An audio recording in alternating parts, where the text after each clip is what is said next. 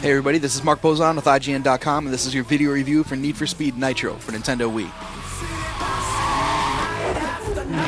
EA is changing its Need for Speed series up in a big way this year, bringing the highly realistic Shift 360 and PS3, and supercharging an arcade-heavy experience on Wii and DS with Nitro. While it's far from the more sim-like experience you'll find on the HD consoles, Nitro's Wii offering is a new and exciting direction for the series, mixing more elements from games like Hot Pursuit 2 and racing favorite Burnout than ever before. It may not be setting a racing precedent just yet on Wii, but this new evolution of Need for Speed is off to a good start.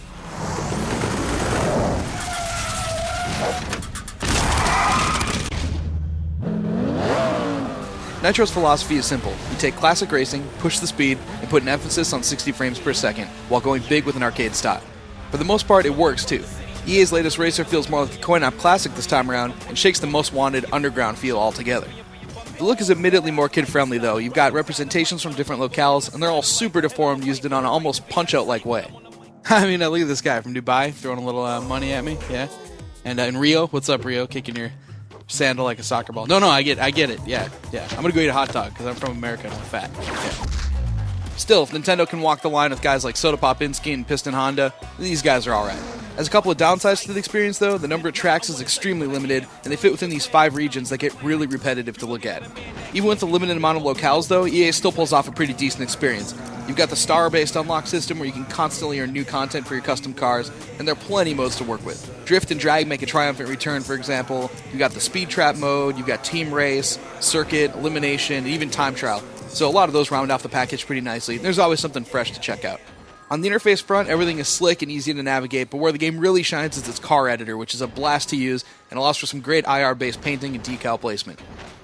You can mirror objects, you can lock layers, you can use free-form paint all over the car. In fact, I'd say car creation actually dominates the experience more for me than the actual racing does. I mean, it's just too bad there's no way I can go on and share cars with friends or actually bet my pink slips with other created cars around the world.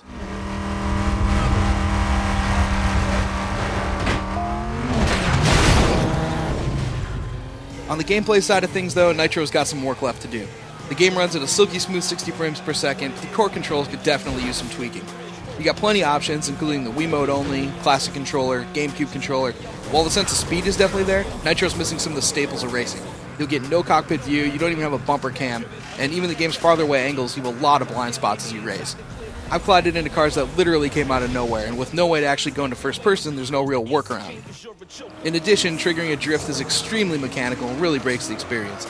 You can actually see the car switch from regular driving controls to drift mode, and it's often slow to come back out of it, resulting in crashes. That said, there's still a lot of fun to be had. You'll get a few shortcuts on each track, and the use of Nitro is tremendous as far as sense of speed and really making the difference between races. Every once in a while you'll encounter some moronic traffic AI, or you'll have to work around the occasional drift issues, but for the most part it's still a really fun game. As an added touch, even the game's audio offering is well produced, with each of the different cars sounding completely different based on their motors.